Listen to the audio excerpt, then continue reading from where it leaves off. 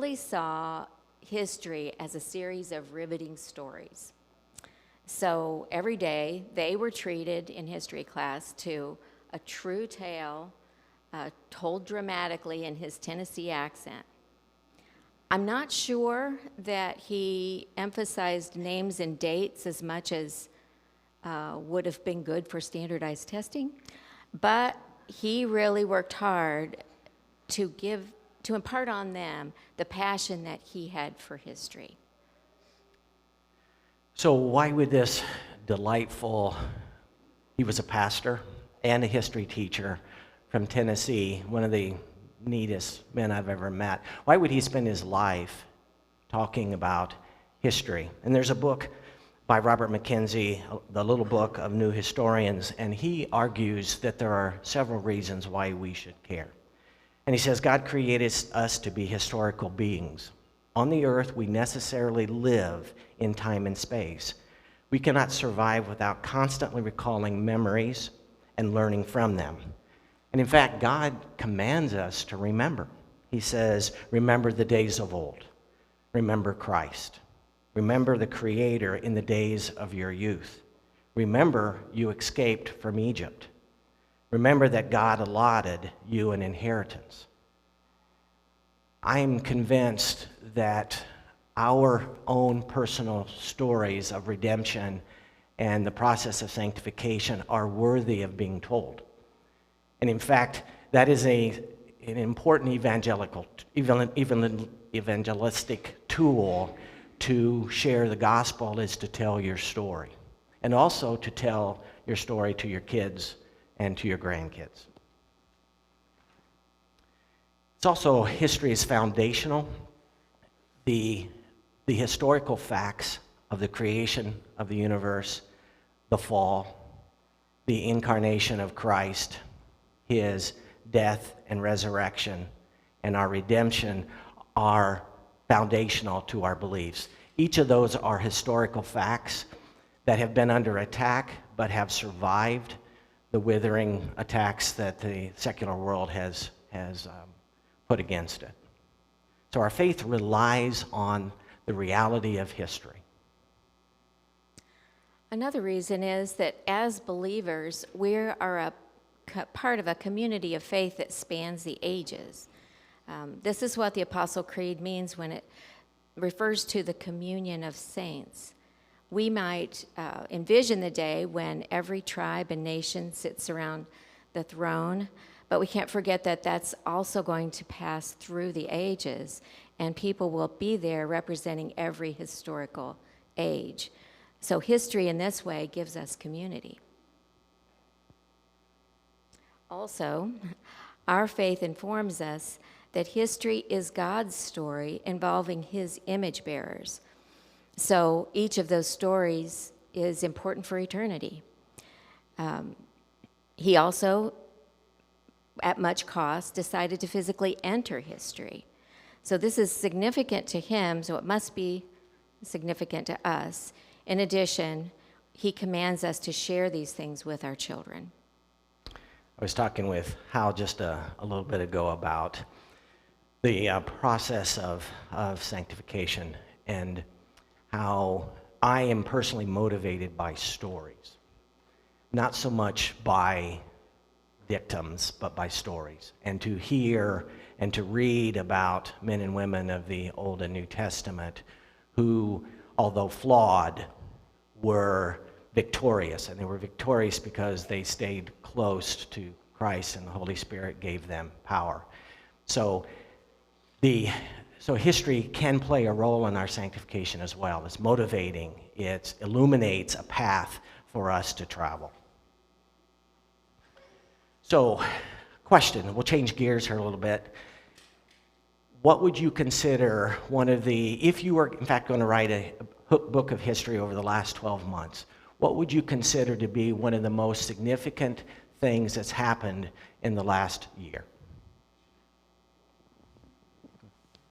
And why? Not necessarily one of the most interesting things that happened, but I wrote something several years ago, probably 10 years ago, and very simple. It says, Without memories, there is no history. And without history, we have no future. And looking at today's scheme of things where we're doing away with this statue or Christ in the church, or, I mean, you know, with everything that's going on, if we don't keep those memories dear to our heart, we won't have any history. And consequently, we'll have no future. Great. Historical events. Anybody? Yes, Karen. Okay, Roe v. Wade would be early on in the book. Okay, absolutely.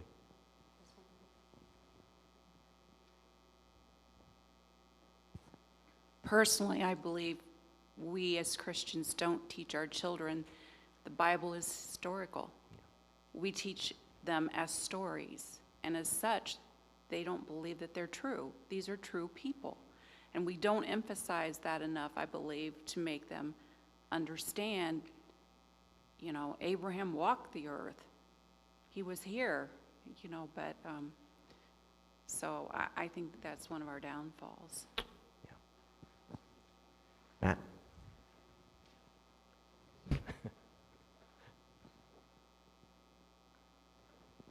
I think a moment that was pretty weird was the riots in 2020 and like also 2016 throughout presidential elections. I think it's kind of funny how people get so mad over a president that they start destroying stuff in cities. So the reaction to the election. Okay. Karen? In fact, this is more recent, but it's a recent piece of history that proved our history, is that they just found I think it was not a document, but I think it was a stone engraved for the very first time with reference to King David. And it was the first time that they have shown that King David existed, right? Which we all knew. I just love how God reveals in his own time.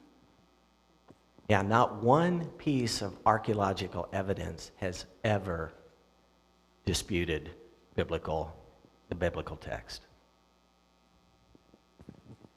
In living in history, you're not always sure what's going to make a big difference, but I suspect that the rollout of the open software ChatGPT, the AI, is going to be a huge thing in the next part of history.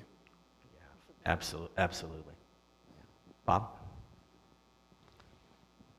I really appreciate a comment over here on what Shane said, because I have a concern that all of the fantasies that are buried into the minds of our children are robbing them of truth in history, and a fantasy world that you live in has no real foundation. And that is a big concern when we think about when they look back in old age like me, and they've had so much fantasy, it can bring despair. Agreed. Well, that brings us to the next issue, which is history is today in trouble for two reasons. And even our discussion illustrates the first one is that there's a massive disagreement about what makes historical people and events important. Questions such as, why should we focus on presidents when most of them are white men? What about some people of color? In fact, why do we focus on leaders at all? What about ordinary people? Don't they do things that affect history and affect other people's lives? And once you've settled on what to study, it's impossible to take in all of the facts, so you're editing there as well. So we're always only telling part of the story. The second reason that history is in trouble is that people use it to achieve their own agenda, rather than as a part of a search for truth. They impose certain current day sensibilities on the past, or they emphasize only those parts of history that they see as supporting their plans for society.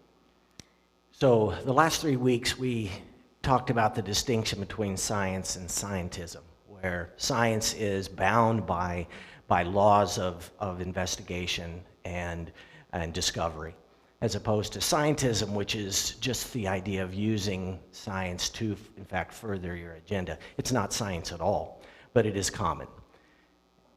As you can imagine, history is particularly prone to this, and it's called historicism.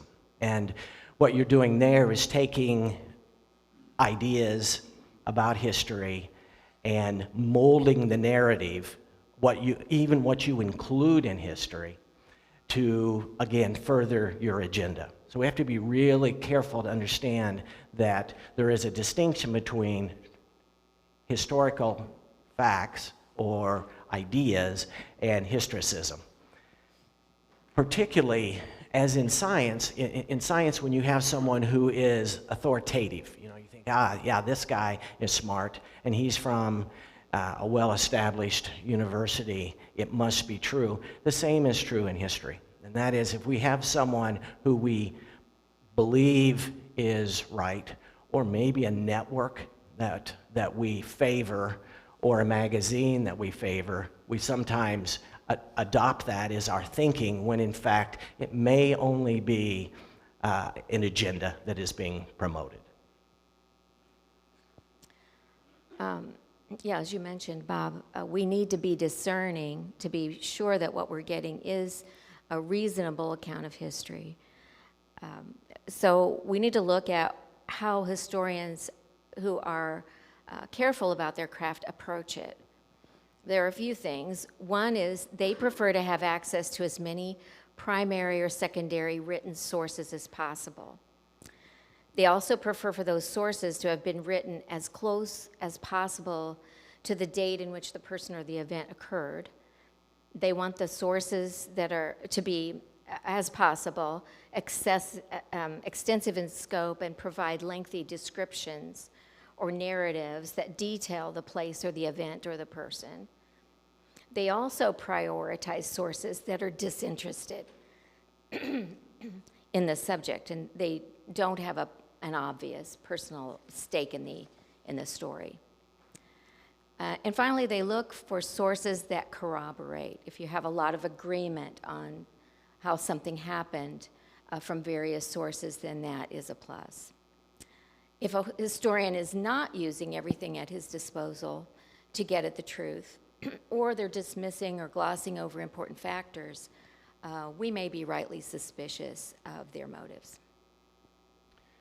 Could we have that first slide? So we're going to give a little example of reporting that then could be considered history. All right, so you're all familiar with what the Supreme Court has done over the last month and 3 really important issues. And so here is one from the Huffington Post that says, student loan relief dead, SCOTUS right wing wrecking crew. All right? Is that, what are the significant words in there on that top one from the Huffington Post? What would you consider historicism? Right wing, okay. So, yeah. Student loan, how about relief? So this is, we're relieving them of a burden. So they use that word relief importantly. As opposed to Fox News that said, now believe me, I'm not advocating for either of these. I don't watch much news. It just drains my soul, frankly. And so I'm not a big news person. But we did want to show you a contrast. So SCOTUS delivers blow to Biden's multi-billion-dollar taxpayer-funded student loan handout. All right? Now, you may or may not agree with that, but certainly that is heavily written. There is an agenda there. That is historicism. All right? That is, I mean, it is not at all put with, or it's not there without bias. So both of these represent an agenda, a reporting of an agenda. Now, this happens if, in fact, what's happening now is that we are constantly looking at little sound bites. So pretty soon, this becomes part of our history, part of our thinking about the past, and we can be influenced in our thinking by what we take in and how it's written.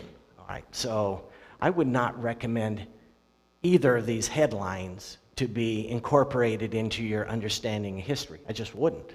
Doesn't mean that either one are right or wrong. It's just not good reporting. It's just not good history.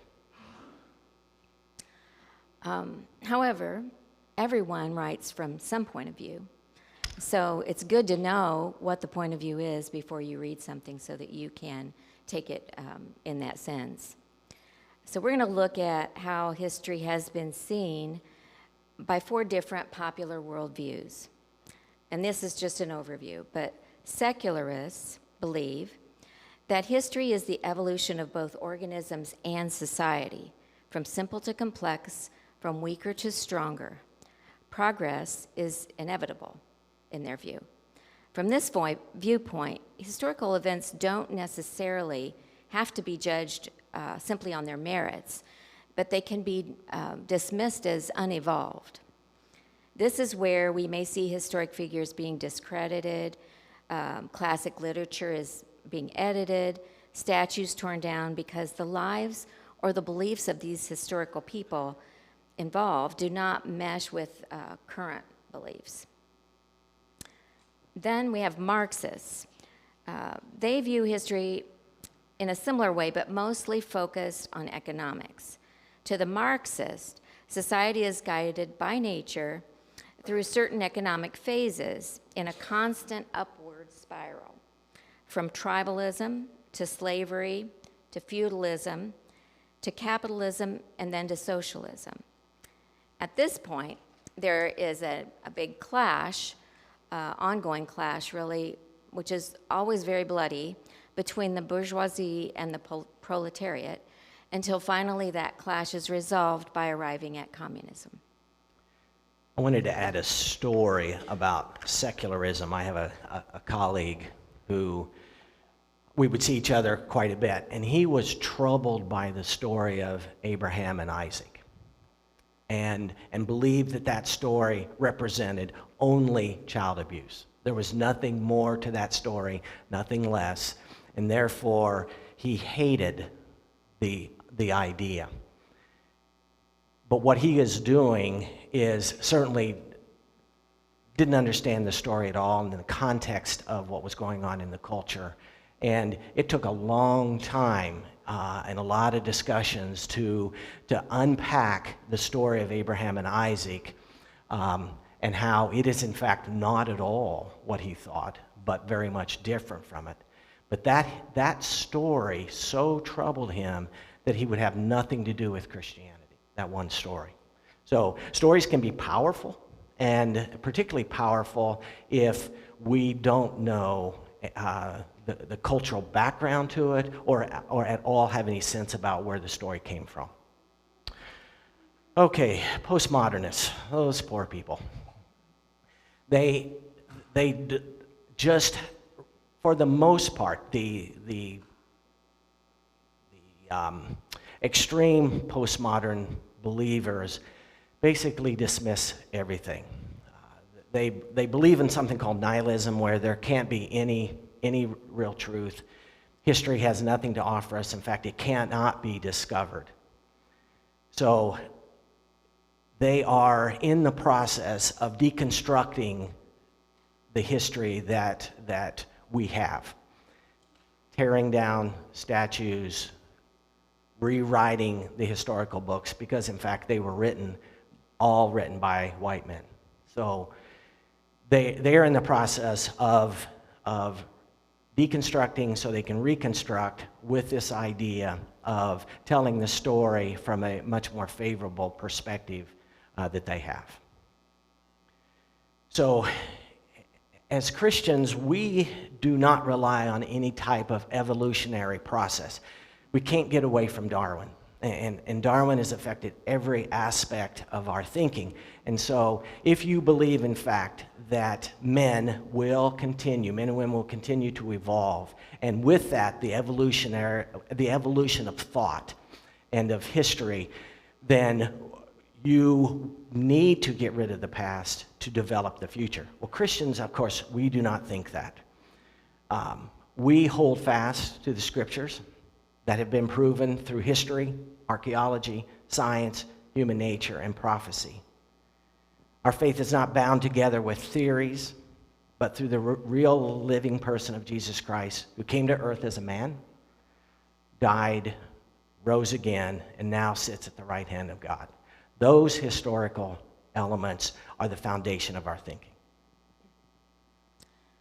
Another distinctive of the Christian worldview is that it's not a story about good guys and bad guys, but rather helpless sinners rescued.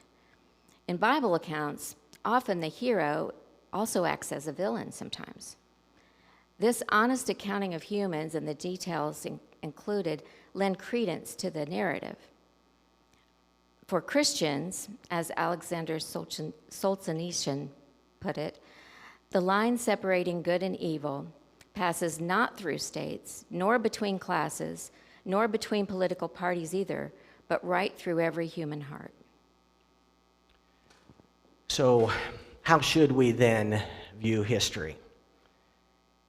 God is sovereign over all nations, Acts 17:26. Jesus Christ is central in human history, Galatians 4:4. God has established order, Colossians 1:16-17. We should have a commitment to objectivity and honesty in our historical investigation, Proverbs 12:19. The Bible provides principles of ethics that guide our evaluation of people and nations, Exodus 20. Also, man is an image bearer of God, yet fallen and sinful. So as we look at history, we don't expect to find perfect people, and we don't expect to be perfect people in recording history. The historian must be dedicated to a reasoned and investigated reconstruction of primary sources. So we must genuinely be looking for the truth. Also, the Bible teaches all men to recognize their human limitations. Again, approaching it with humility from the standpoint of flawed historical characters and our flawed ability to understand. And finally, history illustrates the brevity of life and the reality of eternity. So we are here on earth for a time, and we affect it for good or evil, but that is not the end of the story. So I'm gonna change things up here for a second. So what story do you have personally that you would want to share with your kids or grandkids?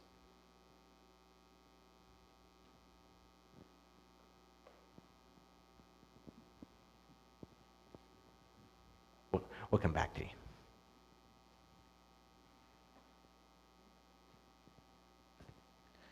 The time I almost got kidnapped. Not literally, like the time that some guy came up to me and was like, "Hey, what's up? I'm gonna kidnap you." That was not as funny as I thought it was gonna be. Never mind.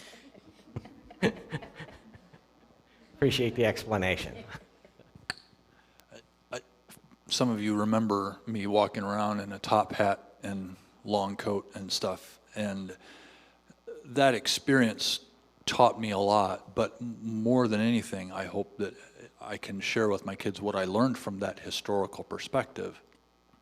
One of those things being, I used to want to fight for the United States of America.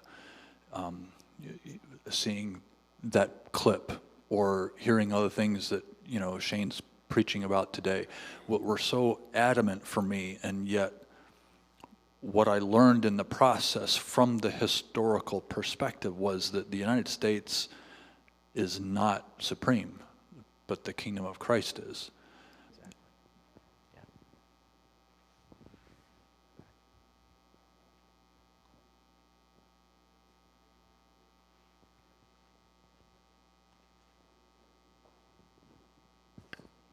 I just want to share different stories about how God is faithful to us over and over again, where in the middle of extreme grief or trouble, he's shed his love on us, and just again showing that no matter all the crazy things that we might go through, God has not neglected us.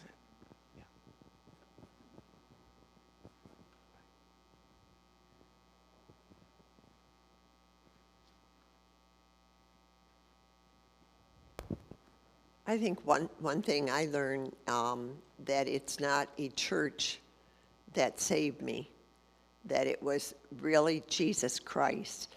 And that was quite a revelation for me, because I was brought up in a church where I was baptized, told I was a Christian. But I just wish I had accepted Christ when I was young, really young, because he's the best thing. Story.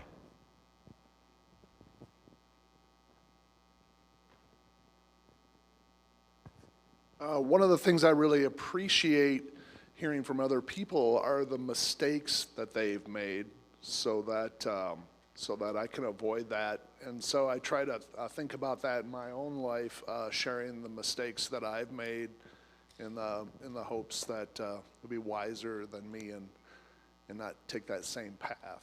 Yeah, very good.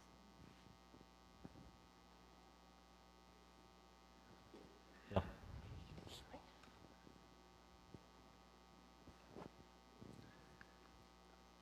Okay,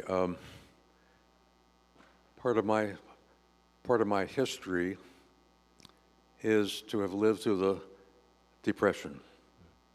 Not many of us around have done that. Remembering to conserve things, not just throw them away. Repair things, keep using them, don't keep buying new things. I'm part of that generation, and we're passing away, and it's very different now. But also, I went through the Second World War. I remember the radio broadcast of President Roosevelt when he explained about the fact that the Japanese had bombed Pearl Harbor. I remember that Sunday afternoon. I was called in from playing on our sandlot in the afternoon with neighborhood kids, some pickup softball, and I was asking him some questions. He said, "Please be quiet, Phil. There's an important thing going on here." I said, "What is it?" He said, "Well, there's going to be a war." I said, "What's a war?" He said, "It's where people decide that they want to have conflict with other people and to do things that are going to be killing a lot of people." Later, my dad enlisted in the Air Force as a chaplain and went to China and had one memorable thing was to have the Christmas Eve service that ended up in trenches and foxholes because of Japanese aerial attack. Those have impressed my life, and also finally to do church history and realize that we are part of that history that's continuing with God's purposes of bringing His kingdom. And so what we read in the Bible, we're continuing that history. And it's important to understand how we got our Bible. The fact that we have it in our own language. And that there were many who died in order to make that possible for us. And also many who died to have us to have the freedom to gather at Lockwood Church building and to have the freedom to worship and to learn. Those are some of my historical thoughts. I think that's a really important point, that we are not just history consumers, we're history makers. And this church, for all the history and what's happening now and what will happen in the future, is a big part of the history of Coldwater, Michigan.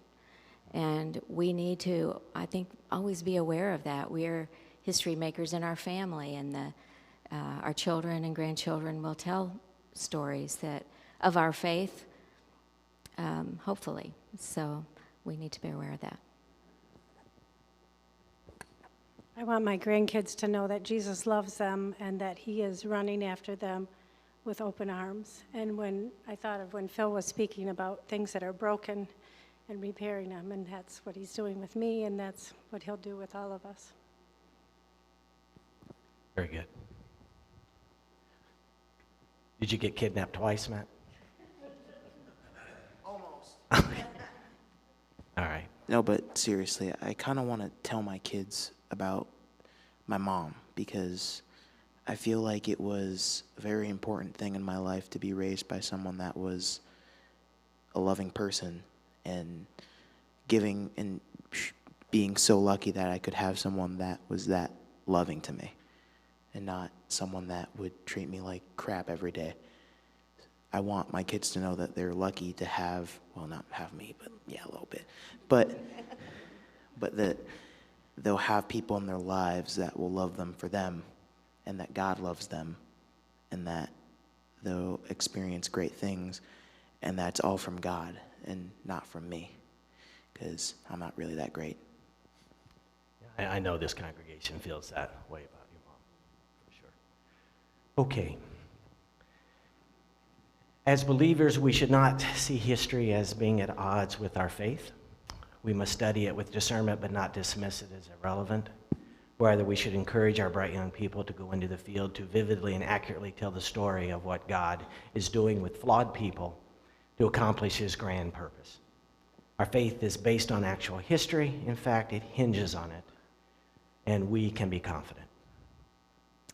Billy Graham said, "There is more evidence that Jesus rose from the dead than there is that Julius Caesar ever lived, or that Alexander the Great died at the age of 33. And this from Timothy Keller. If Jesus rose from the dead, then you have to accept all that he said. If he didn't rise from the dead, then why worry about any of what he said? The issue on which everything hangs is not whether or not you like his teaching, but whether or not he rose from the dead." That's our factual faith. Next week, we'll have we've got a few minutes left. We can take more comments. Next week, we're going to talk about law and some of the general ideas about law, but then we're going to focus on the First Amendment, the Establishment Clause of the First Amendment, which is separation of church and state. And with respect to talking about history, the history behind that amendment is critical for our understanding. And now that we have what I would consider a favorable Supreme Court, there are going to be some First Amendment issues come forward. So I think, and we'll talk about this next week, we need to continue to pray for the Supreme Court and pray for the cases that are going to work their way up to the Supreme Court with respect to First Amendment rights. Al? I appreciate today's lesson. From doing reenactments as Abraham Lincoln, I realized how many people don't know. It's been said that outside of Jesus Christ, he's probably the most known person in the world, and yet there's so much bad information. An example from story was how he was on the circuit as an attorney, and because of being an attorney, having to go through the various areas, their circuit court was going from the circuit, going all around. And you have to understand history to understand the implications from those stories. And people wrote a book about him being homosexual because he slept with other men. Well, he slept with other men because he was on the circuit, and the hotels weren't like our hotels today. And you either slept on the floor or you slept on the bed with another human being. And so they took quantum leaps with that. Well, in the same token, people take quantum leaps because they don't understand the context of the scripture. And I'm grateful for the depth that Shane has given us in the years he's been with us in that context. In regards to his sermon today, it's because the reason we have believers, or so-called believers at least, preaching and teaching what they are about sexuality today is because they have misused history and thrust their beliefs into history, not from a historical context. And so we need to understand history of Rome, of the areas that Paul wrote from and to, in order for us to understand a biblical context. Agreed. Anyone else? Shane?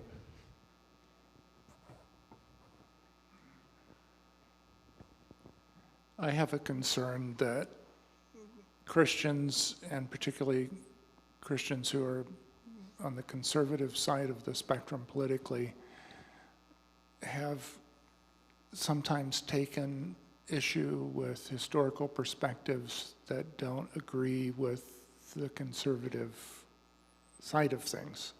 And just as an example, there's a curriculum that was produced a few years ago that starts our country with the first slave, first African who was brought to America.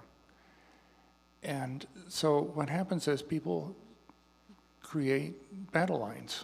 And we're standing on this side of a battle line, you're standing on that side of a battle line. I think the way we ought to do it is to explore what's true, sometimes uncomfortable, and celebrate what's good, and both are there. So this is just an example of how things drop out of history.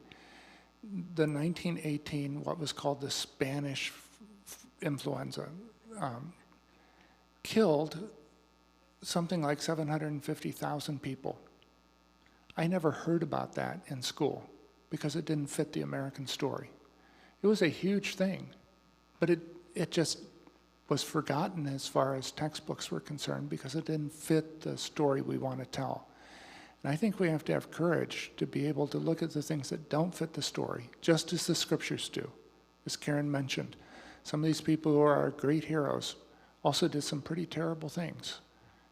And I think a balanced view is to look honestly at what's happened, not at what we want to tell. Yeah, absolutely. I'm going to try to tie some things together. It says in the scriptures that there is a record of everything I did and will do. Now, who keeps track of my history? Right. Okay. Think got the point there. There is a sensitivity that we have an obligation to pay attention to, that the Spirit of God and the spirit of the devil, who was kicked out of heaven to the earth, has a lot to say in affecting us in our decisions that we make.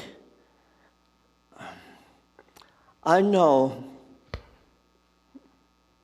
I spent 1 week when I was 17 when God was talking to me, trying to wake me up to himself. And then that following week at church, I went forward. It changed my life. Now, the other thing that I want to bring about is that in a vision, God called to me. I turned around because I was walking down the middle of a road, and he showed me my footprints. And there were 2 colors. And I was ashamed of the one. And I said, Lord, forgive me. And those footprints disappeared, the colored ones. And he said, now that is your life. And he pushed the others together.